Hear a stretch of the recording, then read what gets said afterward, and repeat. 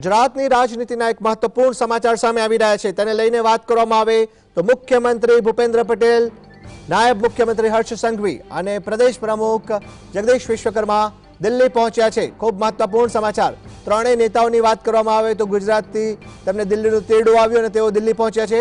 ત્રણેય નેતાઓ દિલ્હીમાં શીર્ષ નેતૃત્વ હાઈકમાન્ડ સાથે મુલાકાત કરશે। બેઠકનું એક આયોજન કરવામાં આવ્યું હોવાની પ્રાથમિક જાણકારી સામે આવી રહી છે। આગામી સપ્તાહમાં ગુજરાત ભાજપના નવા સંગઠનની જાહેરાત થાય તેવી સંભાવના છે, તેને લઈને ચર્ચા વિચારણાનો દોર પણ થાય તેવી સંભાવના વ્યક્ત કરાઈ છે। સરકારની કામગીરી અને ગુજરાત પ્રદેશ ભાજપની બાકી રહેલી સંગઠનાત્મક નિયુક્તિઓને લઈને ચર્ચા વિચારણા થાય તેવી સંભાવના વ્યક્ત કરવામાં આવી છે। આગામી સપ્તાહમાં સંગઠનની જાહેરાત થાય તેવી સંભાવના વ્યક્ત કરાઈ છે।